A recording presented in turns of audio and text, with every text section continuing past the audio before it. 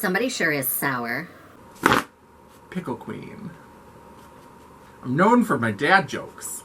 Hello, Champagne Dreamers. Welcome back to my channel. Or if you're new here, welcome. I'm glad to have you stop by for a visit. I am Janessa, and I am your trash queen of glam, geek, and gore. And for today, I hope you're ready. We're gonna get a little ranty. We're gonna get a little bit saucy. We're gonna get a little bit spicy. And we are gonna talk about how I never want to hear people, grown-ass adult people, talk about copying when it comes to the makeup world ever again. I'm done with it. I'm sick of it. It is so juvenile. If you are ready for a rant, then buckle up, Buttercup, because we're getting into it right now.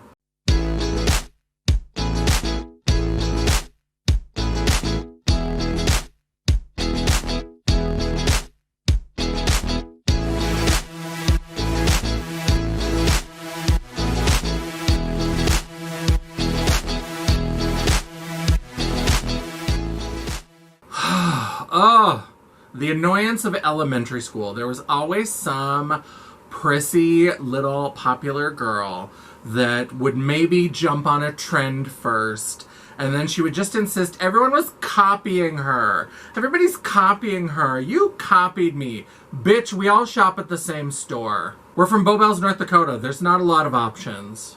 Oh, you saw me do that, and then you copied me. And then, you know what? I got out of elementary school, and I never had to hear all that stupid, whiny about copying again. Until I came to the YouTube beauty community. Now, I have to say, I hear less about it now that I stopped watching drama channels. If you want to do something positive and uplifting for your mental health, stop watching drama channels. Stop it. Stop it. It's a waste of your time. It's a waste of your mental energy. Don't do it. And if you say, oh, but I just watch commentary channels. You know what? Commentary channels are just drama channels with lipstick on. It's the same fucking thing. They just feel like they're like morally correct, so therefore they're going to call it commentary because they know that everybody has kind of figured out that drama channels are trash. And if you're wondering why I think drama channels are trash, I mean, let me know in the comments below if you'd like a whole video on it, but it really boils down to the main reason is that drama channels on YouTube are like every other channel on YouTube.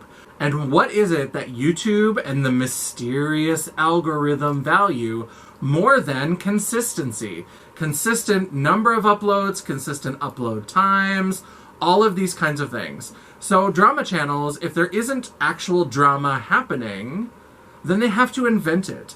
And it gets real stupid, it's real petty, and to me, it was just so much negativity that I play around with makeup because I love it. I know I look like a big hooker clown. That's because this, to me, is an expression of joy, bitch. So you know what? I want to play. I want to have fun. I don't need to hear everybody rip everything apart and how everybody's a terrible person and this person like snapped at their dog walker, so we need to cancel them. It's stupid shit and I don't care. I don't care. But the thing that really gets me riled up is when people talk about copying. That is so stupid.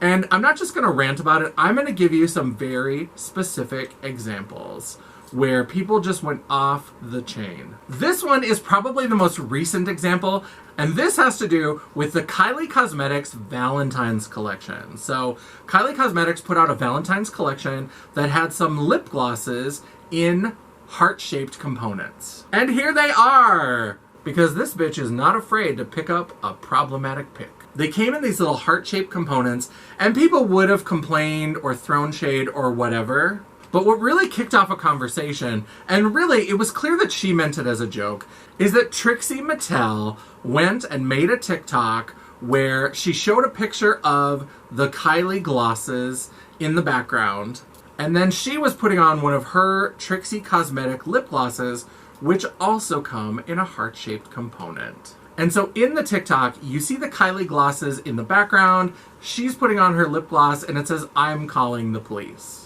Clearly, this is a joke. She's very funny. If you don't watch Trixie, check out her channel, check out her live shows. She is phenomenal, and she understood that this was a moment to have kind of a funny back and forth with a brand.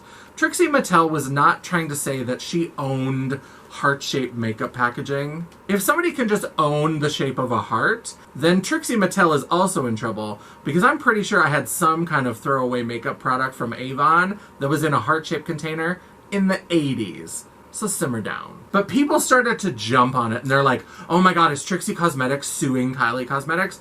Of course not. Of course not. It's so stupid. It's clearly just a moment to be funny, to poke fun at the similarities between her brand and Kylie's brand. And really, if you looked at the launch, it's clear that she was not serious. She was not going to take legal action, because if she was, she would have shown different products. I'm going to include close-ups as well in the video, but here are the two components for Kylie's lip gloss and Trixie's lip gloss next to each other. And you can see they are very different. Not only in the color, but just in the size and the shape of the heart. They are not the same at all.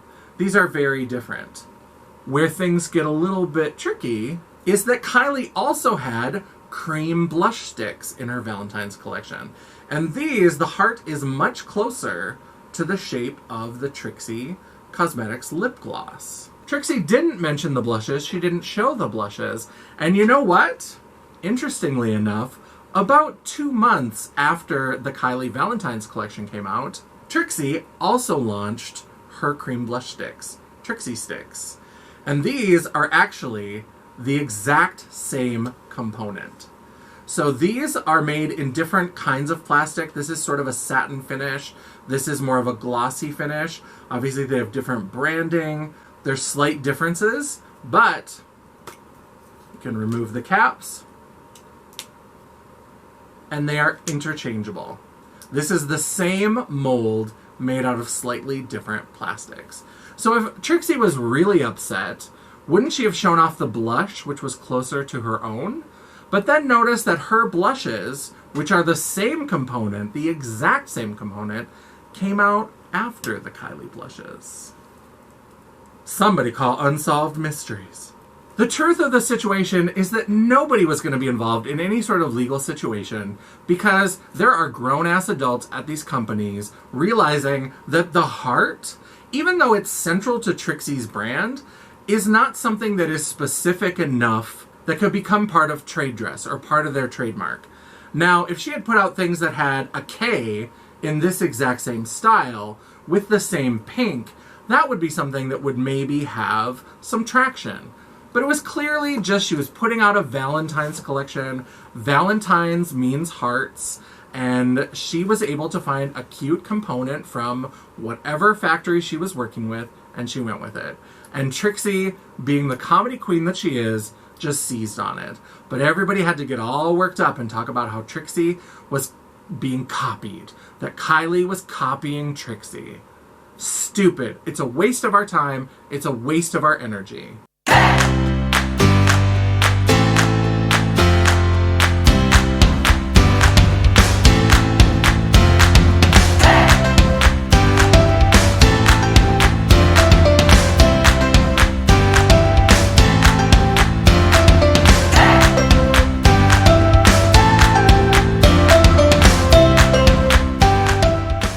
Now let's go a little bit deeper into this issue of trademark infringement, copyright infringement, and let's look at a little product that got into some trouble with Lunar Beauty. This is the Glass Skin Highlighter from Makeup Revolution. So this is from Revolution Beauty.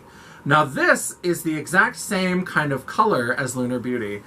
This is actually Revolution as well. I did have one of the Lunar Beauty compacts, which I decluttered. But I decided to show this in the video because it is exactly the same mold.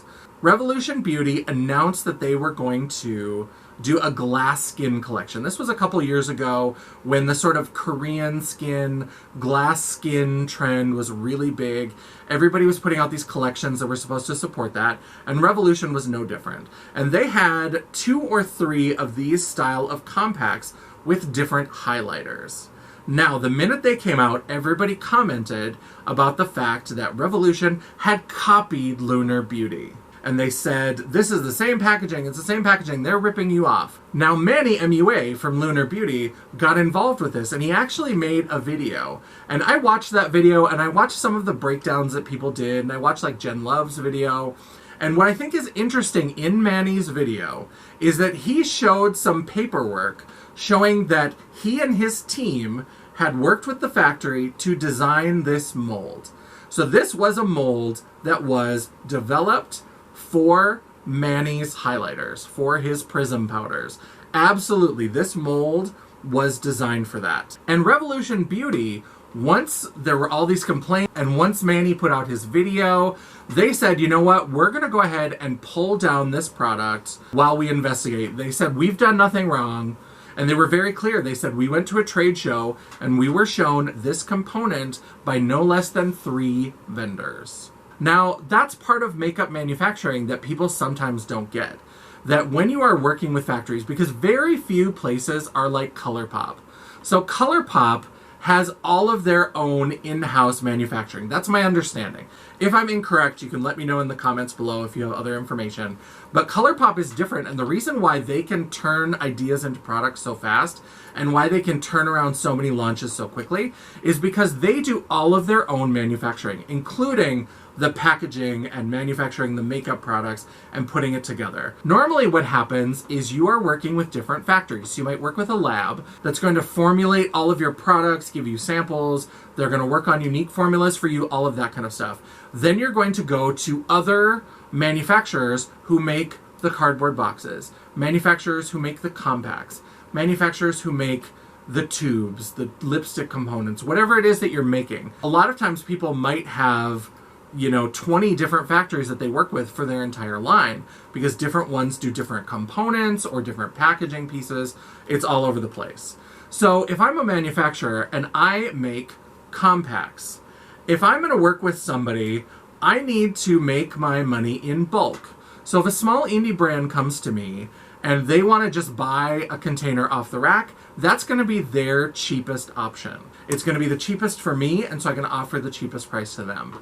If they say, I want something custom, like Manny did with his mold for this, they can make a design that is custom to them. And that's what they did. And he showed the paperwork showing that they had designed this packaging with these facets where they are. He showed that, and he said, I've got this paperwork. What he didn't show is any agreement that proved that he had signed for exclusivity. Because again, if I'm a makeup manufacturer, if somebody wants something custom, if I can make that custom thing, I'm going to mark it up for them. But I can still offer a discount if I can then sell it to other companies. If I can sell it to other makeup brands, maybe sell the mold to other manufacturers, that's how I get back my investment. Because making a custom piece is more expensive than taking one of the off-the-shelf components that already exists. And the exclusive is the most expensive. Now, if we learned anything from Manny when he put out that weird Teletubby Baby in the Sun contour highlight palette, he said he did that whole palette because individual components are much more expensive. He couldn't show that he had exclusive rights to the compact. He just showed that he designed it. And Makeup Revolution was having no bullshit. They said, look, we went to a trade show. We were offered this by no less than 3 vendors. We'll pull it off the market while we do our investigation.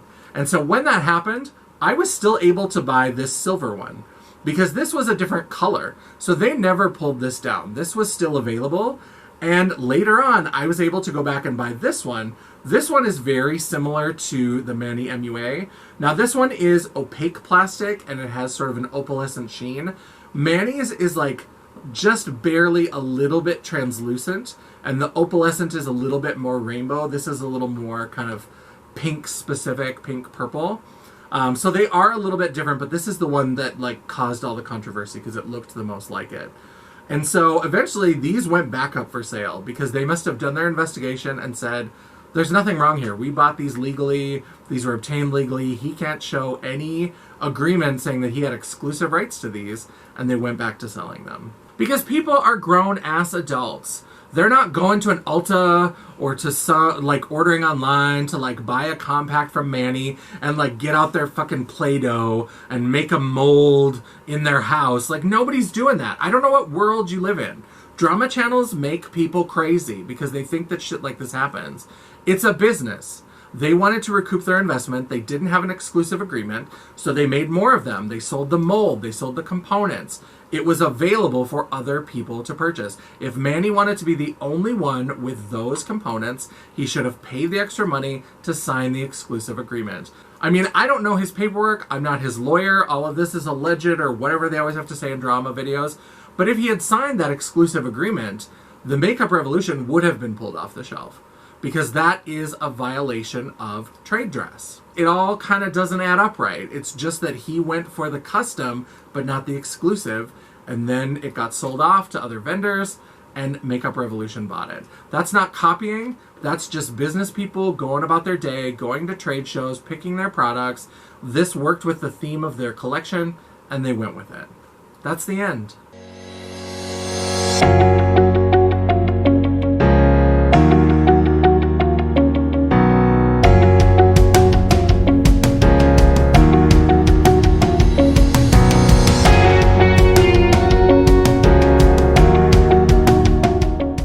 Now, the one that I think is the most interesting, and this is one that Jen Luv has talked about on her channel a few times, and I noticed it because I actually had some of the products, and that is the lawsuit between Tatcha and Too Faced. So Tatcha has a lipstick that's got a very specific kind of bullet. Now, when Too Faced launched their Peaches and Cream line in Sephora, they also had a lipstick. And I have two of them here. And I'll also include, in addition to close-ups of the ones that I have, because I got money, but I ain't got Tatcha money. So I'll include photos of the Tatcha products so you can see a comparison. But basically what happened is that Tatcha sued Too Faced because they said that your lipstick is too similar to ours. And what they called out specifically is that they have the cap that's got a little divot here, because then it only clicks closed in one location. It has to be behind this little emblem. On the Too Faced lipstick, it's the peach emblem. On Tatcha, it's whatever the fuck their emblem is. Now, it's also this beige color, it's got the name, and then they talked about how there was this cap on the top. With the Tatcha lipstick, I believe it might have had a gold ring, but it had some sort of similar cap on the top. And they said, this is violating our trade dress. It causes confusion in the marketplace. People can't tell the difference. On the inside, it's also got the gold barrel, and you'll see this better in the close-ups, but there's laser engraving of the peach symbol on the Too Faced lipsticks. Now, the Tatcha didn't have symbols, but they had sort of a laser etching to create this sort of faceted gemstone look for the lipsticks. So when the collection launched, I had actually picked up two of the lipsticks. This is the shade Peach Beach, and this is the shade Make Up Me Happy. So I had these. These have been sitting around in my collection, and I like them. They have a beautiful smell to them. It's that peaches and cream smell from that whole collection, which is lovely.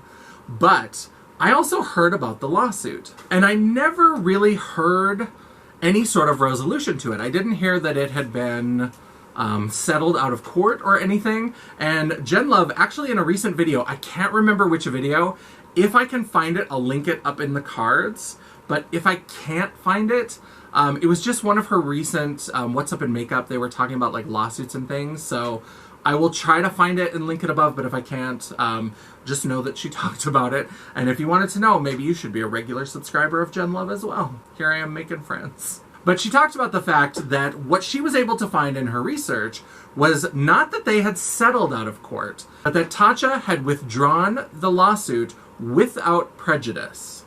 What that means is that they withdrew the lawsuit, but they did it in a way that allowed them to file the lawsuit again in the future if they had a better case or if new information came to light. They didn't want to pursue it at that time, but they wanted to remove it in a way that allowed them to still pursue it. I was on a work trip and I was in the mood to buy something new for myself, get myself a little treat, and I love to buy lipsticks as a treat. I think that a lipstick, you know, an eyeshadow palette can be $40, $50, $60. for, $10 if it's drugstore, for $20 if it's like a Sephora brand or whatever, you can get yourself a nice little treat. Just kind of do a little, have a little treat. Just pamper yourself, And I was like, you know what? I really loved those peach lipsticks. I love the smell. I don't wear bullet lipsticks a ton, but I like them. And you know what? I was looking through the selection and I found a shade called Dollface. And I was like, you know what? I love when I find makeup called Dollface because my friend Tommy is a film director and he has this slasher horror movie called Dollface. I've shown it at a Miss J's Friday Night Frights event before.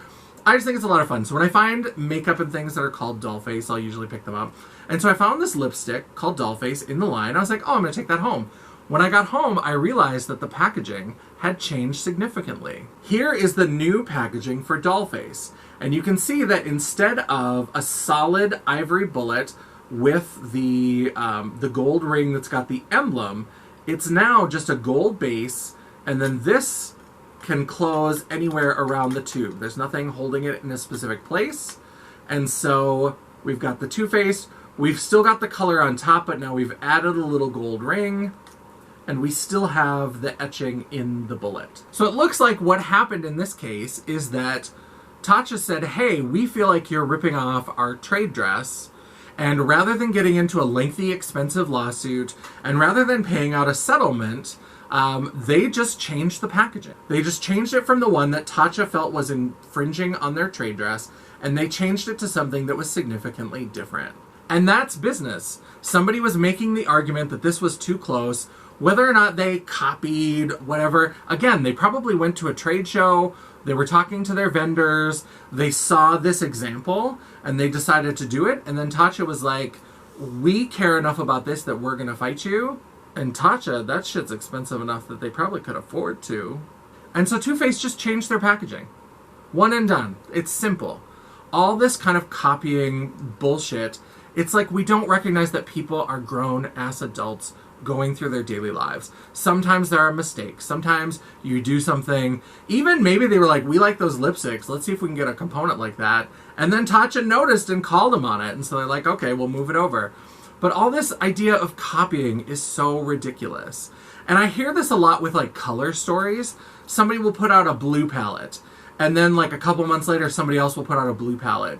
And they'll be like, oh my god, you copied them. Oh my god, they copied this person. Oh my god, it's copying, it's copying, it's copying. No, it's not. It means that blue eyeshadow is trending. Because again, these are professionals. Do you think that people who are in the makeup profession don't have access to the same trade publications, the same trending websites, the same resources for planning and forecasting, fashion trends and beauty trends, and they're gonna come up with similar things? It's sort of like that scene from The Devil Wears Prada where Meryl Streep like reads Anne Hathaway to filth about why she's got a blue sweater on, and it's not really blue, it's cerulean, because she dared to say that she didn't understand the difference between two silver belts. And they go on and on about how people in this room picked out this, and it went to here, and it was in this collection, and then it showed up here, and eventually it made it down to whatever bargain bin you crawled out of, or whatever she said. All of that applies to the beauty industry. There are businesses that put out forecasting reports and that try to help people get in front of the trends, find the next big thing that's going to be popular. Sometimes it's kicked off by an indie brand, but sometimes it's these brands that are looking at the same group of resources.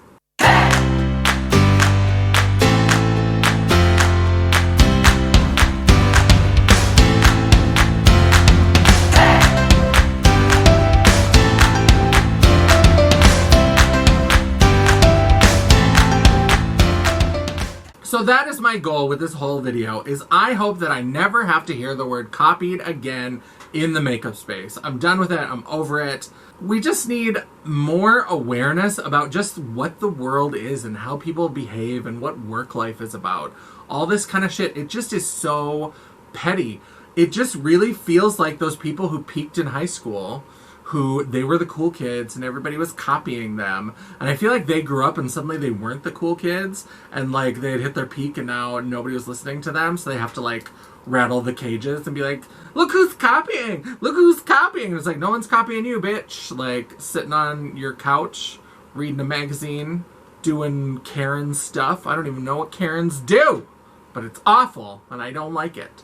There are creators that I love, that I watch their videos, and if they start talking about copying, I have clicked off of their video. Even if I'm interested in it, you get one C word with me. That's the C word for me, is copying. And so you get one. If you start going into it a second time and I keep hearing it, I'm clicking off your video. It's done. That's all the watch time you're going to get from me, because I can't do it. It's so dumb. It's juvenile. It's petty. Can we just be adults? Can we please? Can we please? So that is the video. Let me know down in the comments below, what did you think of this? Do you like it when people talk about copying? Are you sick of it too? Are you like, no, people are copying and it's happening all the time and I'm going to defend this. This is the hill I will die on. Let me know in the comments, whatever you feel. I want to hear about it. So we can certainly have a conversation, a dialogue, a debate, if you will, down in the comments. But let me know what you think. I would love to hear and I would love to chat with you more. While you're down there, don't forget to give me a thumbs up. Or if you are one of those people who peaked in high school and you love to say copied and you think I'm just being a raging bitch, give me that thumbs down. You know what? I will take it. It's all engagement. It doesn't matter either way. The algorithm's not a picky bitch, and neither am I. Check my high school yearbook. And while you're down there, don't forget that you can subscribe to my channel and hit that bell icon so you'll be notified of all my future uploads. I try to upload at least one video a week. I'm not super consistent, so that bell is going to be super helpful. It'll let you know when there's an upload. I try to do it once a week, and sometimes, if you're very lucky, you might even get a bonus video. Ooh, scandalous. If you'd like to chat, banter, or commiserate between uploads, all of my social media will be linked down in the description box, including a link to my website, version 3.0, relaunching soon, The World of Champagne at janessaj.com. Thanks so much for watching. I would love to hear your rant. If you want to copy this video idea and do it yourself, just make sure you tag me so that I can watch and hear your thoughts on this topic. And until I see you again, bye. You maybe should have that ready for your I know. clacking. I'm out of practice with my clacking. Pickle Queen. Do a couple tries on that. You get one C word. The second one, I'm clicking off your video. I just realized I have like a red stain that's been there the whole time that I gesture all the time, and I have all this. If I were paying more attention, I would have been able to tell you that, right? Probably. Well, I'm used to it. Said you have some videos where I'm more attentive than others.